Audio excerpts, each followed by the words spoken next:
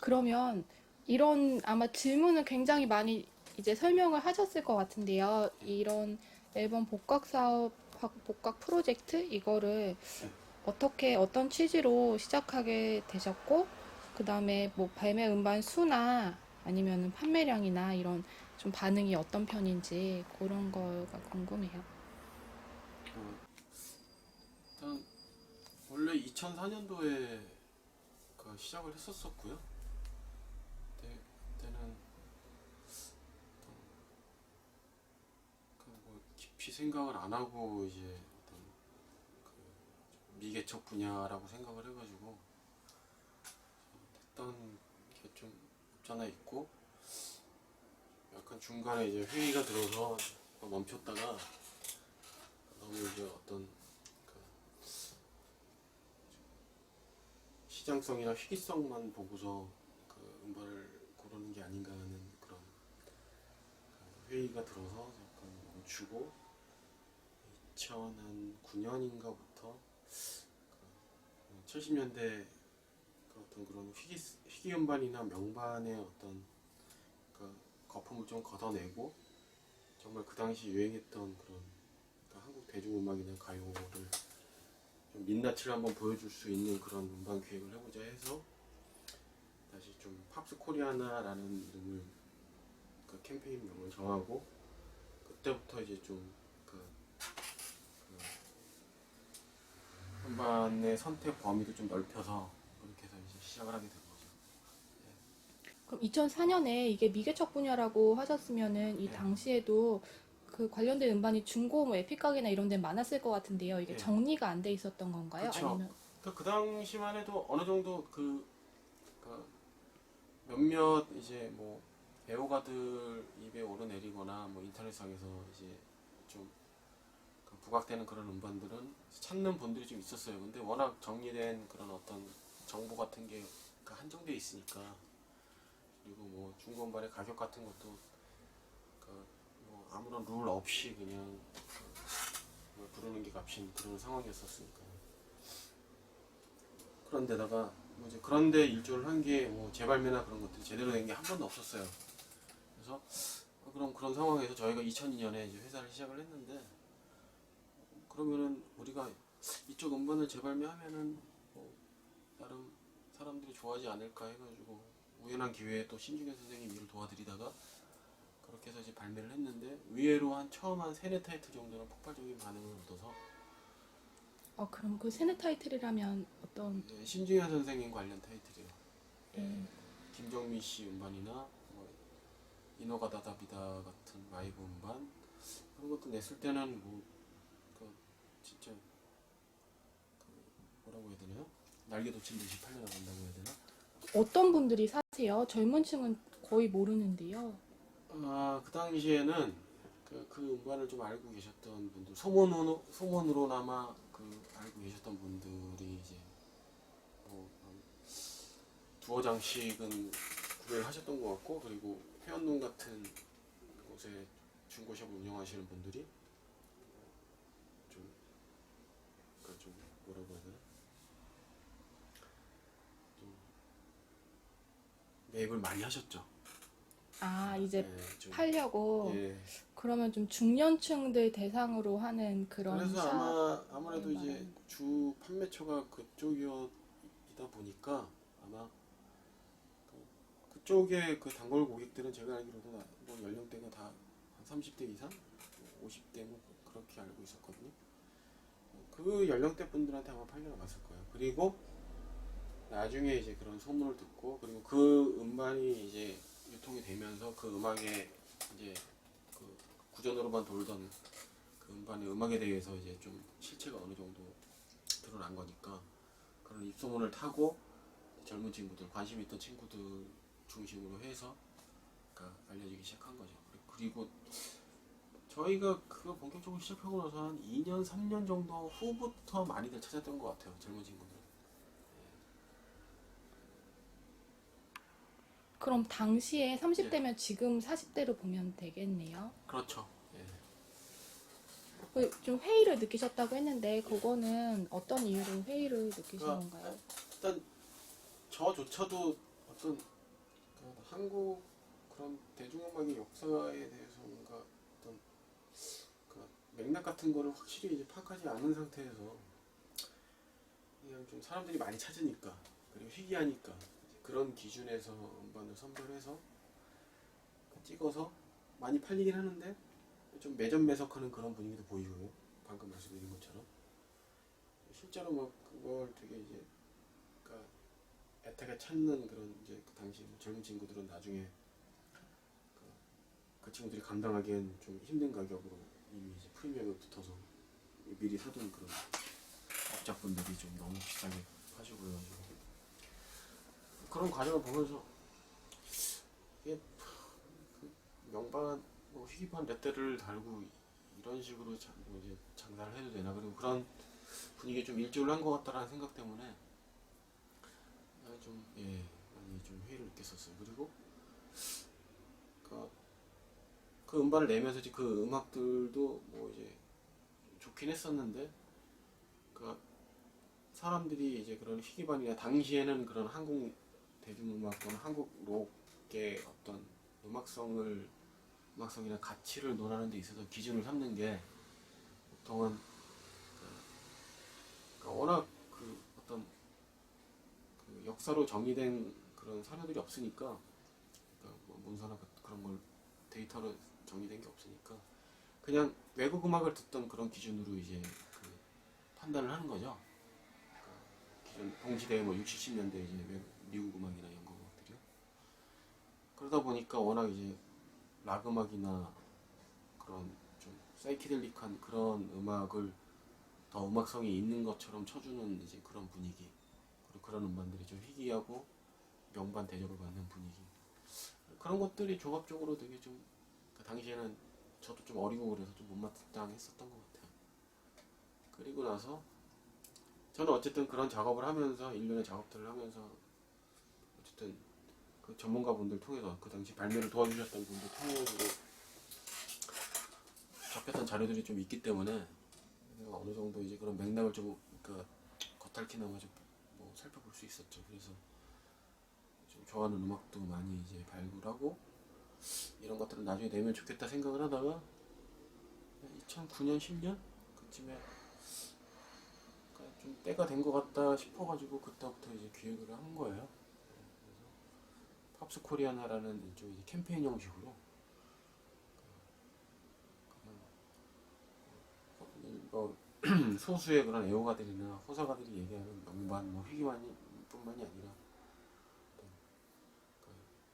사람들이 좀 당시 대중들이 정말 그냥 가볍게 들을 수 있었던 그런 음악도 좀 소개를 하면 좋겠다. 지금 친구들이 들어도 또 납득할 만한 수준의 당시에 진짜 대중음악을 한번 소개해보자 해가지고 다시 시작을 한 거예요. 그래서 나온 게 김트리오나 배인숙 씨 음반 같은 거, 휘자매. 그런데 이제 제가 뭐 한국 영화나 이런 쪽은 딱 연구단이 있어서 뭐 20년대, 뭐 10년대부터 쫙 정리를 하잖아요. 네. 그래서 그때 어떤 감독들이 있었고 어떤 작품들이 있었고 쫙 정리를 굉장히 체계적으로 하는데 가요사는 그렇지 않은가요? 가수는 개인적으로 연구하시는 분들이 좀 계세요. 그러니까 유명하신 분들이 한 제가 알기로는 한 서너 분 계신데 저희 같은 경우는 주로 이제 당시에 그 웹진 음악 웹진 웨이브라고 신현준 박사님 계신 그러니까 저희가 그 당시에 그 LP 재발매를 또 수월하게 할 수 있었던 이유도 당시 웨이브에서 되게 장시간 공을 들여서 물론 나중에 이제 책을 내기 위한 그런 사전 작업이긴 했는데 당시 그런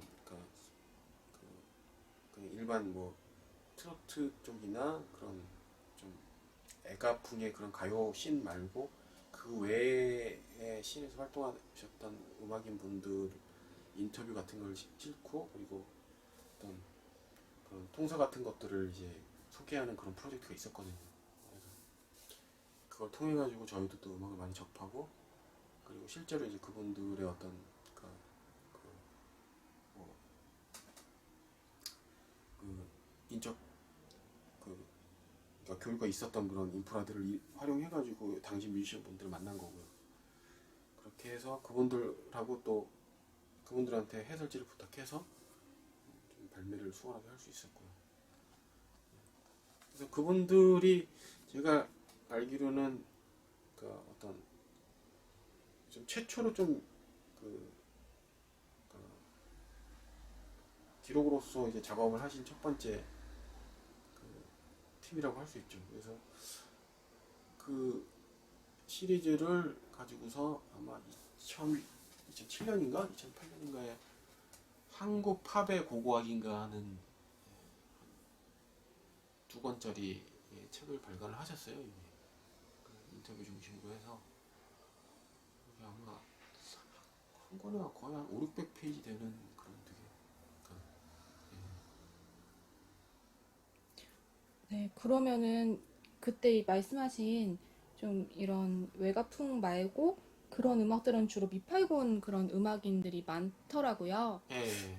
근데 어떤 특정한 이유가 있는지 아니면 그런 어떤 뭐 락 음악의 영향 뭐 이런 것 때문에 그쵸. 그런 거라고 생각하시는지. 일단은 그 자생적으로 그 한국 대중들이 그 한국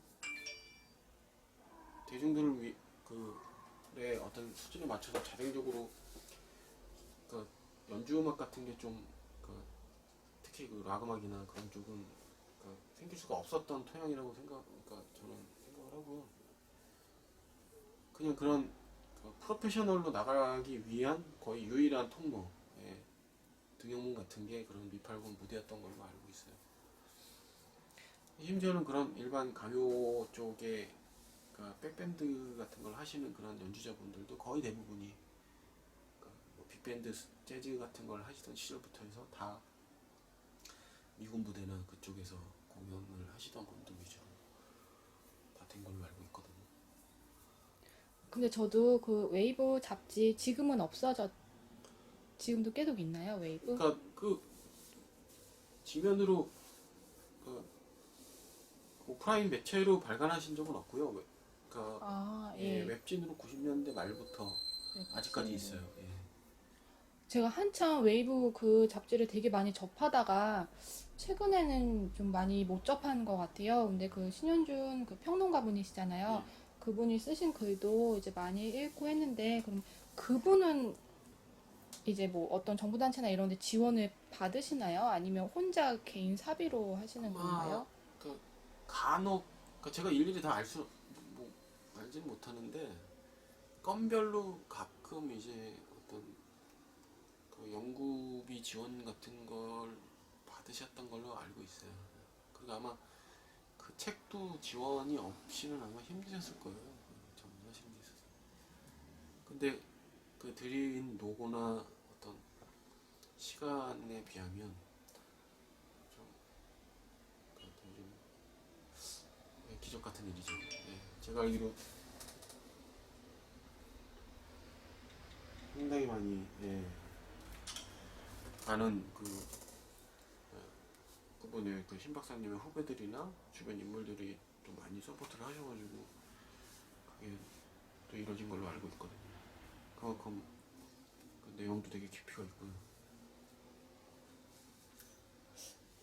그래서 제가 여기 일단 홈페이지로 좀 예, 정보에 접근을 해봤는데요. 김준이나 서울나그네, 무지개 퀸테 이런 거는 검색해도 예, 좀 안 나오더라고요. 예. 그래서 이거는 정말 이쪽 음악을 좋아하는 애호가들만 좀 아는 이런 음반이나 그런 음악인들인지 그 이유가 좀 궁금한데요. 일단은 그, 근데 그 음반뿐만이 아니라 대체로 당시에 정말 유명한 히트곡을 냈던 그런 가수들 제외하고는 거의 비슷한 어떤 인지도를 가지고 있다고 보시면 돼요. 뭐 무지개 퀸텍 같은 경우는 그 일종의 프로젝트 밴드로 이제 음반을 내셨던 거라 그 방송 활동을 거의 못 하셨대요. 그래가지고 알려질 기회가 없었던 거고 그 당시에는 이제 홍보할 수 있는 그런 루트가 그럼 이제 뭐 미팔군 무대나 그런 뭐 고고장 뭐 이런 데서 주로 활동하셨던 건가요? 그거 이미 이제 미팔구는 졸업하신 상태야. 그건 그분 같은 졸업하고, 경우, 예. 그 팀 같은 경우는 보통 그러니까 미팔군을 거쳐서 그 이제 제가 알기로는 그, 이제 그걸 거쳐야 이제 한국 대중을 위한 그런 이제 무대에 설 수 있는 그러니까 그 최고치가 제가 알기로는 어떤 방송 무대 그런 걸로 알고 있거든요. 모두가 다 그러셨던 건지는 모르겠지만 아무튼 이제 그런 걸 최종 골로 생각하고 다들 이제 하셨던 걸로 그러니까 하는 건데 거기까지 이제 도달하지 못한 팀들은 이제 기억 속에서 다 잊혀지는 거죠. 그냥 이제 공연하는 이런 연주자들이라고 봐도 되겠네요. 그런데 좀 실력은 있었는데 좀 대중성 측면에서는 좀 그렇지 않아서 이제 좀 클럽 공연만 하다가 이제 그런 연주자들로 보면 되나요?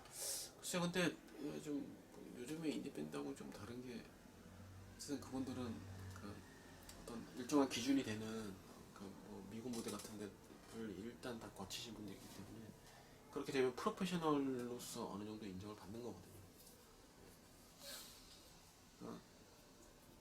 그리고 그분들은 어쨌든 상업적인 성공이 목표니까 그런 게 좀 다르겠죠. 근데 홍대 쪽에 있는 밴드들은 지금은 어떤지 모르겠지만 그러니까 물론 상업적인 고를 목표로 해서 하는 친구들도 있겠지만 일단 자기 세계를 좀 되게 끝까지 가져가려는 친구들도 상당히 많잖아요. 그런 점이 조금 다른 것 같아요. 그럼 이런 음반들은 좀 반응이 어떤 편인가요? 사람들이 많이 찾는지.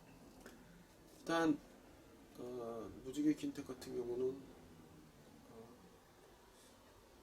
누구랑 누가 함께한 제가 무지개 킨텍은 아까 프로젝트 밴드라고 네. 하셨잖아요. 저는 스튜디오 스튜디오 뮤지션이었던 분이 작편곡 같은 것들을 이제 전문적으로 해주시던 분이 자기 후배들을 모아가지고 제작자가 이제 네 음반 한번 제작을 해봐라 해가지고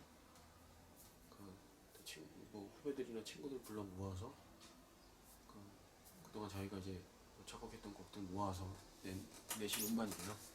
그럼 김준 씨도 그런 김준 씨 같은 경우는 뭐 잘 아시겠지만 지금 이제 재즈 가수로 거의 1세대 재즈 보컬리스트로 좀 알려지신 분인데 그분은 원래 이제 좀 중창단풍의 그런 가요 보컬로 활동을 하시다가 서울나그네라고 사랑과 평화 전신이거든요. 그 팀, 그러니까 저도 지금 이제 그 내용을 지금 알아가는 중인데 서울나그네라는 팀을 김준 선생이 조직하는데 좀 일종의 스폰서 같은 역할을 하시고 음반 데뷔까지 시켜주셨다고 그러더라고요. 그 첫 번째 음반으로 알고 있어요, 저는.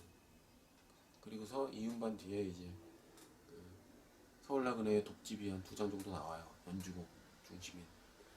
그리고서 그 음반까지 활동을 하고 해체된 뒤에 사랑과 평화를 결성해가지고 이제 그 히트곡을 양산하시는 거예요. 그럼 거의 기존에 알려졌던 얘기인가요? 아니면은 우리 그러니까 대표님께서 약간 앨범 좀 내면서 실험적인 네. 그런 음반이라고 보시면 돼요. 좀 가요사에서 적어도 제가 아는 선에서는 어떤 그런 대중 가수가 그때만 해도 김준 선생이 좀 알려진 히트곡들이 꽤 있거든요. 뭐 민요랑 접목시킨 그런 뭐 노래들이 꽤 있는데 김준 선생이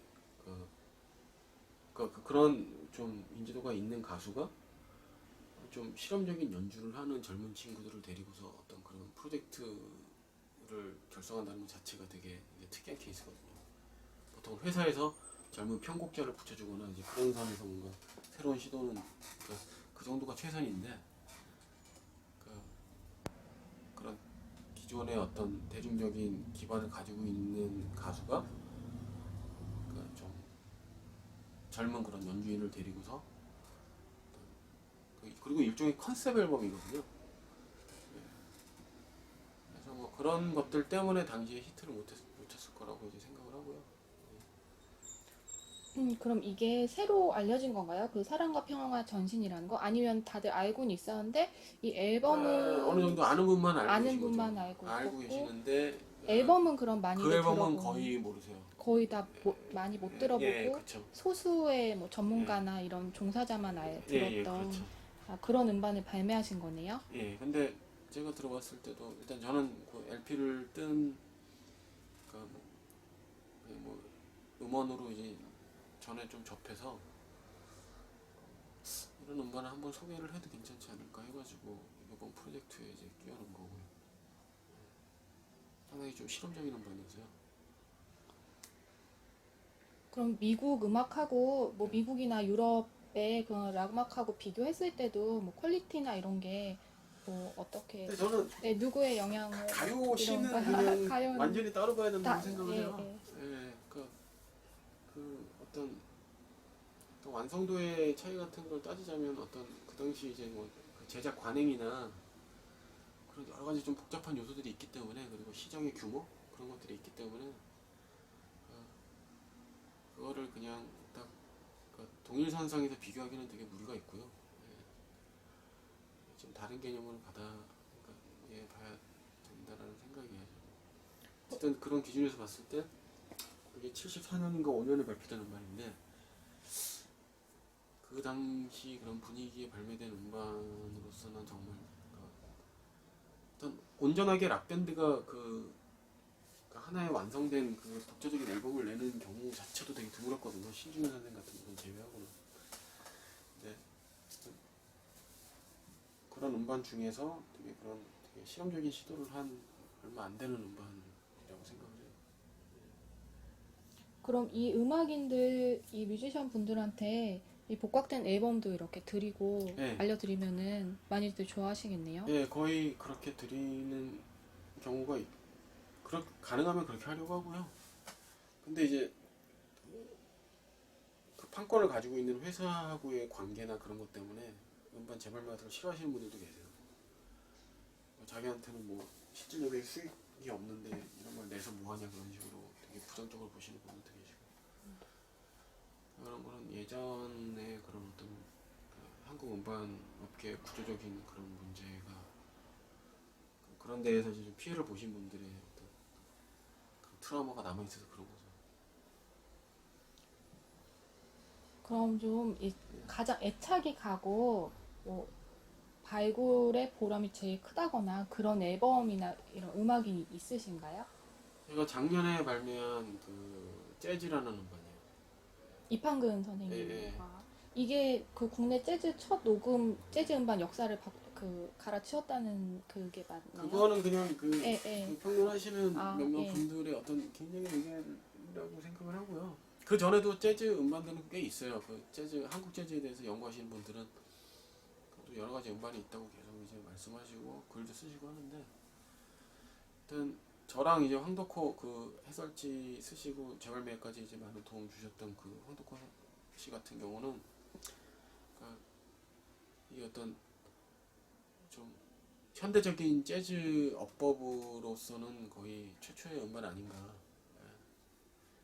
그러니까 모던 재즈의 본격적인 모던 재즈 성향의 음반으로서는 최초 음반이 아닌가라는 그런 의견이 해서 이제 좀 동의를 받죠.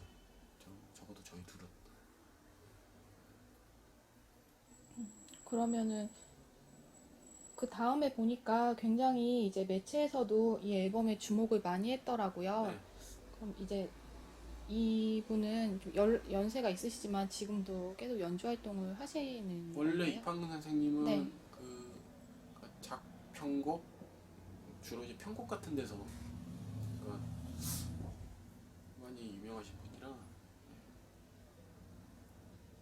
그 음반에서도 뭐 연주 직접 하시진 않으셨어요. 원래 연주자이셨지만 그 어떻게 보면 음악적인 브레인이라고 볼 수 있는 거죠. 프로듀서셨으니까. 네.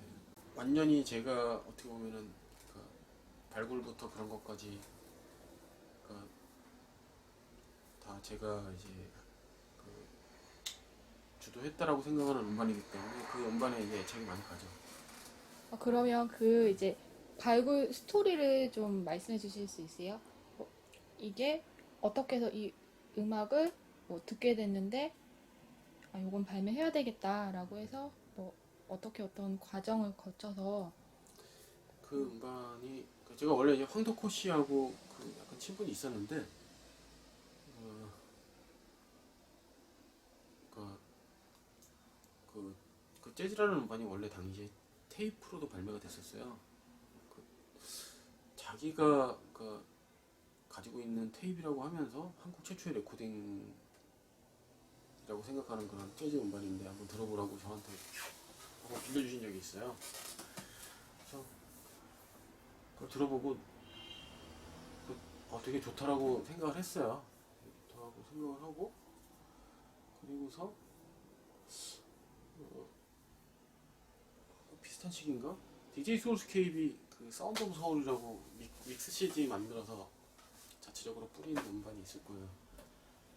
딱 생각을 해보니까 나 이제 귀에 익어서 좀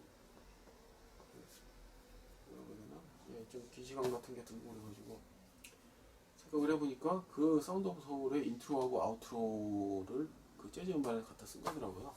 소울스케이프이. 이게 되게 괜찮다라고 이제 생각을 하던 차에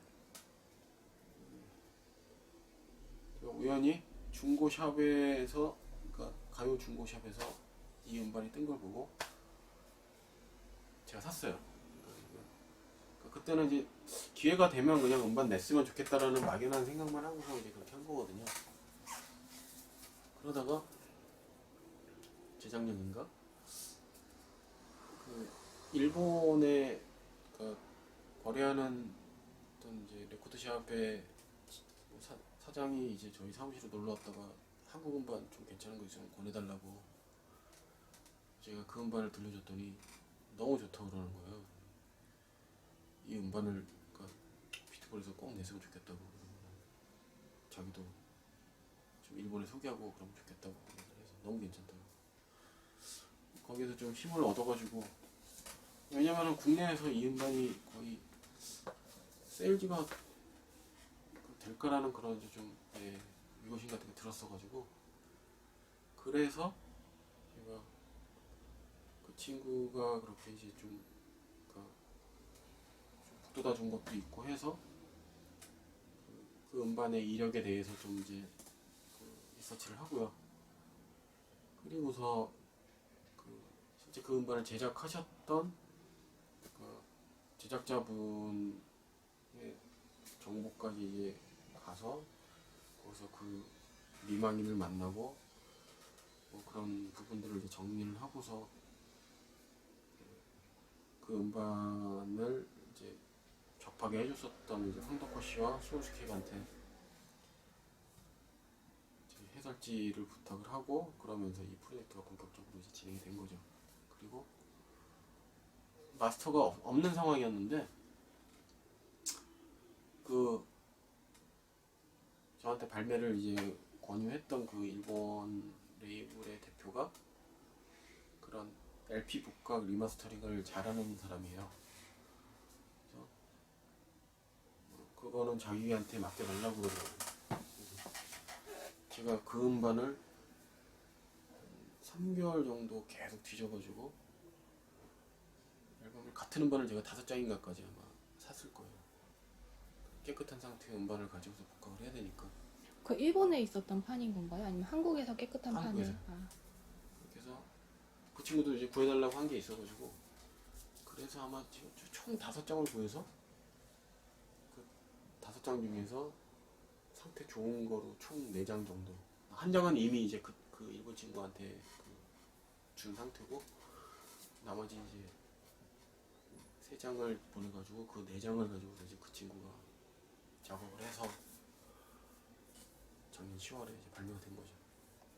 그럼 그런 LP샵은 전국을 다 돌아다니시는 거예요? 아니요, 아니면 요즘 인터넷으로? 예, 많이들 이제 정보를 예, 거의 뭐 온라인으로 판매를 하시니까 그리고 그 없어도 그 판을 알고 계신 분들한테 이제 그 주인분들한테 좀 이런 게 나오면 구해달라고 말씀을 드리면 그래서 실제로 부산에 있는 샵에서 한 2장인가를 구했어요. 새로운 게 하나 들어왔다고, 좀 깨끗한 게 더 들어왔다고 저한테 연락을 주시더라고요. 그래가지고 다 어딘가 있긴 있는 거네요. 네, 이게 그쵸. 이제 최근에 이제 네. 좀 뜻있는 분들이 정리하는 그런 프로젝트를 하고 이러면서 정리가 돼서 정리된 그런 어떤 지식이나 이런 걸로 대중한테 알려지는 그런 지금 시점이라고 보면은 네, 되는 그쵸. 거죠. 그러니까 이것만 예를 들더라도 제가 이제 그 이렇게 하는 과정에서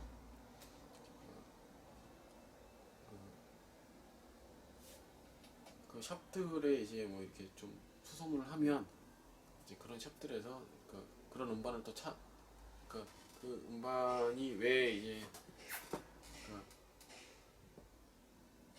그 어느 정도 그 니즈 같은 거를 이제 파악을 하는 거죠. 오리지널 샵에서. 그리고 제가 이제 음반을 딱 발매를 하면 이제 그 시점에서 그런 그 중고 음반을 파시는 분들도 이제 어느 정도 그 가치를 좀 더 정확하게 파악을 하는 거죠. 그냥 젊은 애들이 많이 찾으니까, DJ들이 많이 찾으니까 그냥 갖춰놔야지 하는 음반이 아니라 그렇게 좀 정리가 되는 거죠. 그리고 이거 관련해서 아직 뭐 어떤 그런 자료들을 정리하시는 분들 서적에 이제 이 음반에 대한 정보가 아직 뭐 들어가거나 그랬다라는 얘기는 아직 못 들었는데 조만간 이제 뭐 그런 매체에도 이제 어느 정도 같이 이제 꾸준히 언급이 될 거라고 생각을 해요. 그럼 이제 또 발매 예정 중인 그런 거 있으신가요? 이제 나올 것들이 아까 그 김준과 서울나그네 뭐 무이개 퀸텟 그리고 키보이스 C6 윤지영이라는 분 그분도 좀 그러니까 거의 뭐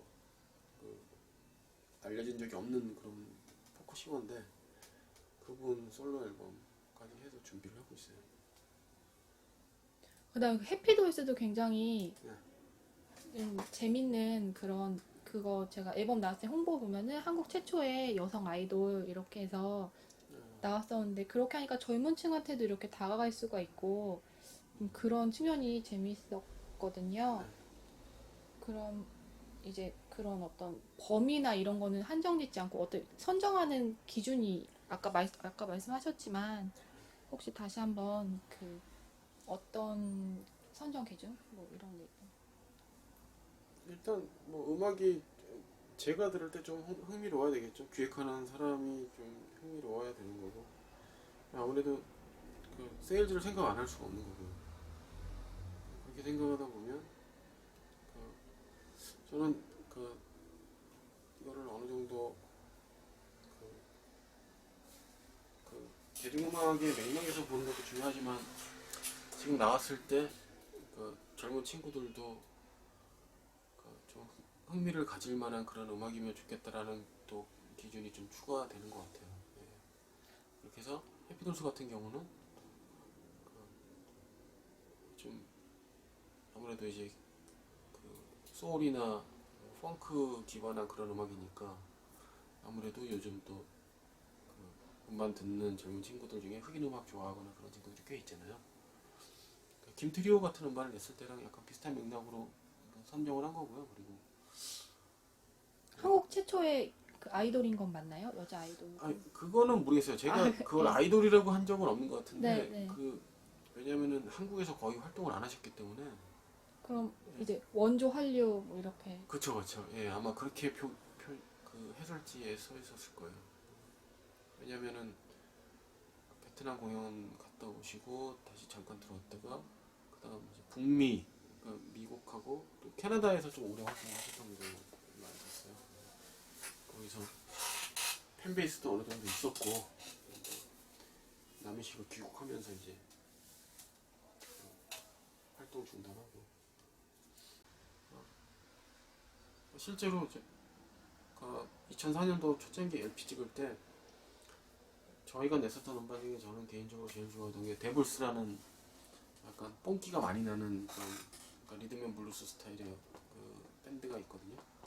그 음반에 2집 앨범을 발매했었는데 그 음반을 정말 좋아해요. 근데 그 인연으로 그 팀의 리더였던 김명일 선생님이라는 분을 그 자주 봬요. 실제로 지난주에도 한번 놀러 오셨다 가셨고, 실제로 그분을 젊은 친구들하고 엮어서 음반을 내려고 2006년 그때부터 준비를 좀 지지부진하게 했었지만 그냥 계속 해오다가 한 2년 전에 녹음을 했어요. 녹음을 했는데 아직 발표를 안 하고 되고. 근데 이제 그런 과정에서 데블스를 임시로 뭐 하세가와 씨나 그런 분들, 정중혁 같은 지금 장기화 얼굴에 있는 친구들 데리고서 일시적으로 데블스를 재결성해서 실제로 펜타포트 무대 같은 데도 연주를 했었고요. 그래서 근데 그 과정까지가 되게 힘들었어요. 그러니까 젊은 친구들이랑 하는 것 자체를 되게 좀 힘들어하셨고, 왜냐면은 본인들이 경험했던 그런 시스템하고는 완전 다르니까 연주하는 것 자체가. 그리고 그런 그 진행 과정, 뭐 녹음 또는 공연을 하기 위한 그 과정에서의 모든 그런 프로세스를 너무 다르게 생각하셔가지고 그걸 설득하는 데만 뭘 하나 하기 위해서는 진짜 몇 개월씩 막 소요되는, 설득하고 이해시켜드리는데, 근데 그나마 제가 경험해본 그런 뮤지션 중에는 김영 선생님 같은 분 그렇게 오픈된 분이 진짜 없거든요. 그렇기 때문에 제 생각에 다 이해가 되더라고요. 그걸 경험해 보니까 남희 씨나 뭐 그런 분들이 김수자 씨 같은 분들도 금방 뭐 복귀 무대를 가질 것처럼 또는 복귀 음반을 낼 것처럼 얘기하면서도 계속 시간이 오래 걸리고 하는 이유가, 섣불리 그런 공연들을 잘 못하는 이유가 어떤 그런 박힌 시스템에 대해서 좀 자기 고집도 있고 하니까요. 그런 데서 오는 거리감이나 그 궤도 때문에 쉽게 그게 진행이 안 되는 것 같다라는 생각이 들더라고요. 시스템이 많이 다른가요? 네, 일단 하나부터 열까지 다 선생님들이 본격적으로 하시던 그때하고는 완전 다르다고 이렇게 말씀하시더라고요. 그 연주하는 친구들이 받아들이는 것도 저야 그게 어떤지 뭐지 체감은 할 수 없어요. 제가 뭐 연주하는 사람은 아니기 때문에. 근데 선생님이 그렇게 말씀을 하시니까. 그럼 비트볼은 그럼 아까 2002년도에 설립했다고 하셨잖아요. 그러면 주로 해외에서 해외 음반하고 국내 음반 중에 좀 안 알려지고 복각하는 이거를 이제 주로 하는 음반 회사라고 이해하면 그걸 되나요? 주 레퍼토리로 이제 삼아서 이제 시작을 했는데, 어떻게 국내 밴드들의 음반까지 제작을 이제 경험이 됐죠. 2003년부터인가. 그래서 그 두 가지를 병행하면서 같이 왔죠.